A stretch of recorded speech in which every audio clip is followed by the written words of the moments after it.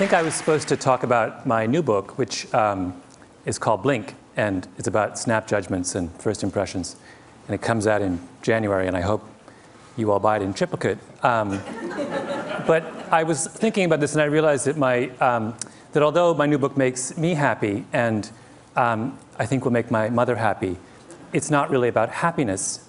So I decided instead I would talk about someone who I think has done as much to make Americans happy as perhaps anyone over the last 20 years. A man who is a great personal hero of mine, someone by the name of Howard Moskowitz, who is most famous for reinventing spaghetti sauce.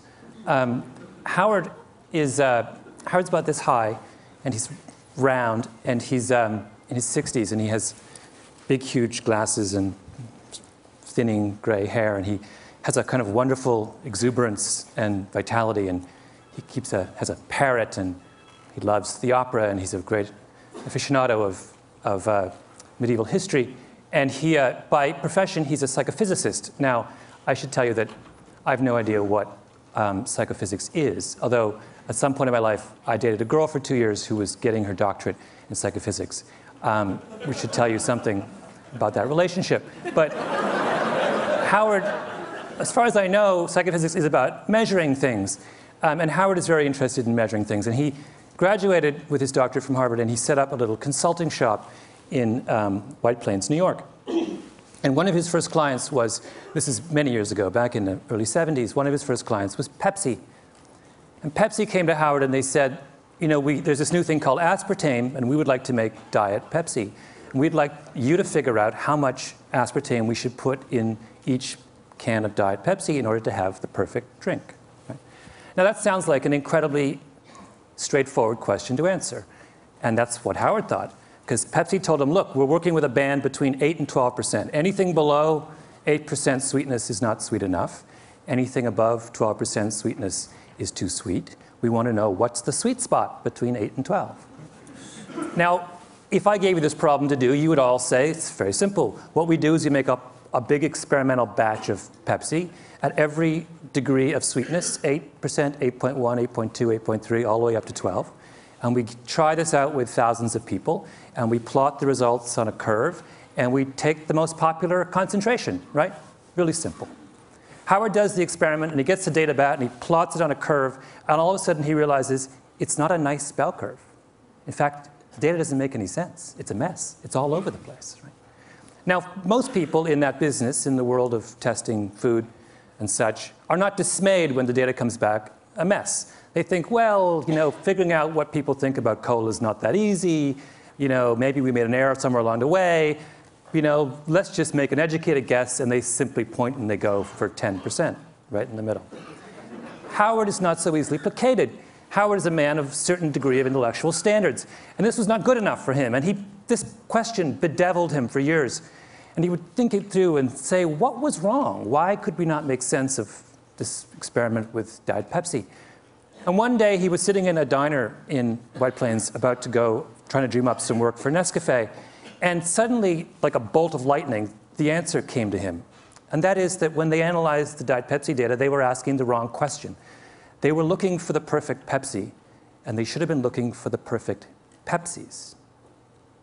Trust me, this was an enormous revelation.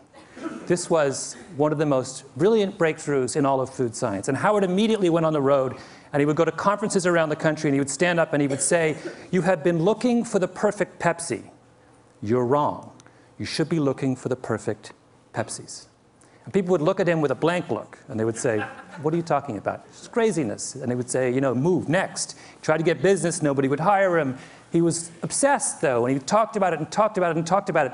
Howard loves the Yiddish expression, to a worm in horseradish, the world is horseradish. This was his horseradish. He was obsessed with it. And finally, he had a breakthrough. Vlasic pickles came to him. And they said, Mr. Moskowitz, Dr. Moskowitz, we want to make the perfect pickle. And he said, there is no perfect pickle. There are only perfect pickles. And he came back to them and he said, you don't just need to improve your regular. You need to create zesty. And that's where we got zesty pickles. Then the next person came to him, and that was Campbell's soup. And this was even more important. In fact, Campbell's soup is where Howard made his reputation. Campbell's made Prego, and Prego in the early 80s was struggling next to ragu, which was the dominant spaghetti sauce of the 70s and 80s. Now, in the industry, I don't know whether you care about this or how much time I have to go into this, but it was, technically speaking, this is an aside, Prego is a better tomato sauce than ragu. The quality of the tomato paste is much better. The spice mix is far superior. It adheres to the pasta in a much more pleasing way. In fact, they would do the famous bowl test back in the 70s with ragu and Prego. You'd have a plate of spaghetti and you would pour it on, right? And the ragu would all go to the bottom and the Prego would sit on top. That's called adherence. And anyway, despite the fact that they were far superior in adherence and the quality of their tomato paste, Prego was struggling. So they came to Howard and they said, fix us. And Howard looked at their product line and he said, what you have is a dead potatoes society, a dead tomatoes society. So he said, this is what I want to do. And he got together with the Campbell's Soup Kitchen and he made 45 varieties of spaghetti sauce. And he varied them according to every conceivable way that you can vary tomato sauce. By sweetness, by level of garlic, by tartness, by sourness, by tomatoiness, by visible solids, my favorite term in the spaghetti sauce business. Every conceivable way you can vary spaghetti sauce, he varied spaghetti sauce. And then he took this whole raft of 45 spaghetti sauces and he went on the road. He went to New York, he went to Chicago, he went to Jacksonville, he went to Los Angeles. And he brought in people by the truckload into big halls. And he sat them down for 2 hours and he gave them over the course of that 2 hours 10 bowls. 10 small bowls of pasta with a different spaghetti sauce on each one. And after they ate each bowl, they had to rate from 0 to 100 how good they thought the spaghetti sauce was. And at the end of that process, after doing it for months and months, he had a mountain of data about how the American people feel about spaghetti sauce. And then he analyzed the data. Now, did he look for the most popular brand variety of spaghetti sauce? No. Howard doesn't believe that there is such a thing. Instead, he looked at the data and he said, let's see if we can group all these different data points into clusters. Let's see if they congregate around certain ideas. And sure enough, if you sit down and you analyze all this data on spaghetti sauce, you realize that all Americans fall into one of three groups. There are people who like their spaghetti sauce plain. There are people who like their spaghetti sauce spicy. And there are people who like it extra chunky. And of those three facts, the third one was the most significant. Because at the time, in the early 1980s, if you went to a supermarket, you would not find extra chunky spaghetti sauce. And Prego turned to Howard and they said, are you telling me that 1/3 of Americans crave extra chunky spaghetti sauce and yet no one is servicing their needs? And he said yes. And Prego then went back and completely reformulated their spaghetti sauce and came out with a line of extra chunky that immediately and completely took over the spaghetti sauce business in this country. And over the next 10 years, they made $600 million off their line of extra chunky sauces. And everyone else in the industry looked at what Howard had done and they said, oh my God, we've been thinking all wrong. And that's when you started to get 7 different kinds of vinegar and 14 different kinds of mustard and 71 different kinds of olive oil. And then eventually even ragu hired Howard. And Howard did the exact same thing for ragu that he did for Prego. And today, if you go to the supermarket, a really good one, and you look at how many ragus there are, do you know how many there are? 36. In 6 varieties. Cheese, light, robusto, rich and hearty, old world traditional, extra chunky garden. That's Howard's doing. That is Howard's gift to the American people. Now, why is that important? It is, in fact, enormously important. And I'll explain to you why. Because what Howard did is he fundamentally changed the way the food industry thinks about making you happy. Assumption number 1 in the food industry used to be that the way to find out what people want to eat, what will make people happy, is to ask them. And for years and years and years and years, Ragu and Prego would have focus groups. And they would sit all you people down and they would say, what do you want in a spaghetti sauce? Tell us what you want in a spaghetti sauce. And for all those years, 20, 30 years, through all those focus group sessions, no one ever said they wanted extra chunky. even though at least a third of them, deep in their hearts, actually did. People don't know what they want, right? As Howard loves to say, the mind knows not what the tongue wants. It's a mystery. And a critically important step in understanding our own desires and tastes is to realize that we cannot always explain what we want deep down. If I asked all of you, for example, in this room, what you want in a coffee, you know what you'd say? Every one of you would say, I want a dark, rich, hearty roast. So people always say when you ask them what they want in a coffee, what do you like? Dark, rich, hearty roast. What percentage of you actually like a dark, rich, hearty roast? According to Howard, somewhere between 25 and 27% of you. Most of you like milky, weak coffee. But you will never, ever say to someone who asks you what you want that I want a milky, weak coffee. So that's number one thing that Howard did.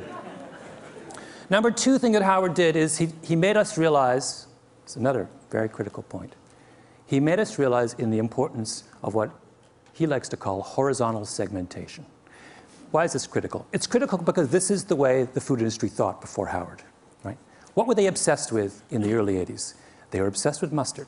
In particular, they were obsessed with the story of Grey Poupon, right? Used to be, there were two mustards, French's and Golden's. What were they? Yellow mustard. What's in yellow mustard? Yellow mustard seeds, turmeric, and paprika. That was mustard. Grey Poupon came along with a Dijon, right? Much more volatile brown mustard seed, some white wine, a nose hit, much more delicate aromatics. And what did they do? They put it in a little tiny glass jar with wonderful enameled label on it. Made it look French, even though it's made in Oxnard, California. And instead of charging $1.50 for the 8-ounce can, the 8-ounce bottle, the way that French's and Golden's did, they decided to charge $4. And then they had those ads, right, with the guy in the Rolls Royce, and he's eating the Grey Poupon, the other Rolls Royce pulls up, and he says, do you have any Grey Poupon? And the whole thing, after they did that, Grey Poupon takes off, takes over the mustard business. And everyone's take-home lesson from that was that the way to get to make people happy, right, is to give them something that is more expensive, something to aspire to, right? Is to make them turn their back on what they like, think they like now, and reach out for something higher up the mustard hierarchy. A better mustard, a more expensive mustard, a mustard of more sophistication and culture and meaning. And Howard looked at that and said, that's wrong. Mustard does not exist on a hierarchy. Mustard exists, just like tomato sauce, on a horizontal plane.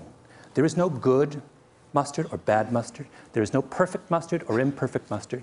There are only different kinds of mustards that suit different kinds of people. He fundamentally democratized the way we think about taste. And for that as well, we owe Howard Moskowitz a huge vote of thanks. Third thing that Howard did, and perhaps the most important, is Howard confronted the notion of the Platonic dish. What do I mean by that? For the longest time in the food industry, there was a sense that there was one way, a perfect way, to make a dish. You go to Chez Panisse, they give you the red tail sashimi with roasted pumpkin seeds in a something reduction. They don't give you 5 options on the reduction, right? They don't say, do you want the extra chunky reduction or do you want the... No, you just get the reduction. Why? Because the chef at Chez Panisse has a Platonic notion about red tail sashimi. This is the way it ought to be. And when that, and she serves it that way time and time again, and if you quarrel with her, she will say, you know what? You're wrong. This is the best way it ought to be in this restaurant. Now that same idea fueled the commercial food industry as well. They had a notion, a Platonic notion of what tomato sauce was. And where did that come from? It came from Italy. Italian tomato sauce is what? It's blended, it's thin. The culture of tomato sauce was thin. When we talked about authentic tomato sauce in the 1970s, we talked about Italian tomato sauce. We talked about the earliest ragouts, which had no visible solids, right? Which were thin, and you just put a little bit over and it sunk down to the bottom of the pasta. That's what it was. And why were we attached to that? Because we thought that what it took to make people happy was to provide them with the most culturally authentic tomato sauce, A, B. And B, we thought that if we gave them the culturally authentic tomato sauce, then they would embrace it. And that's what would please the maximum number of people. And the reason we thought that, in other words, people in the cooking world were looking for cooking universals. They were looking for one way to treat all of us. And there's good reason for them to be obsessed with the idea of universals, because all of science, through the 19th century and much of the 20th, was obsessed with universals.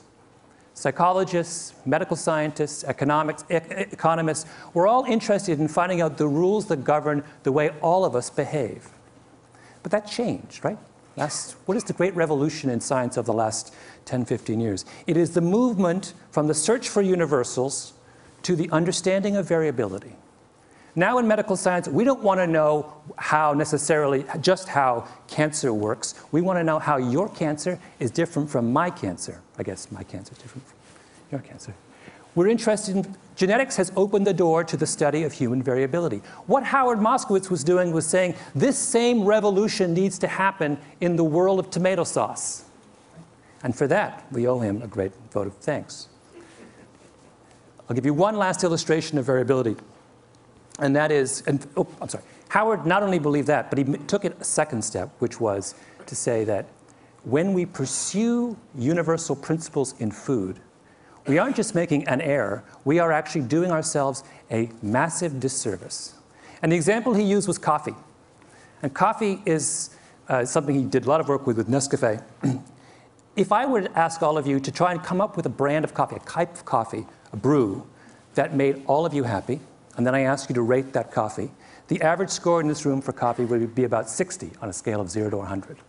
If, however, you allowed me to break you into coffee clusters, maybe 3 or 4 coffee clusters, and I could make coffee just for for each of those individual clusters, your scores would go from 60 to 75 or 78. The difference between coffee at 60 and coffee at 78 is the difference between coffee that makes you wince and coffee that makes you deliriously happy.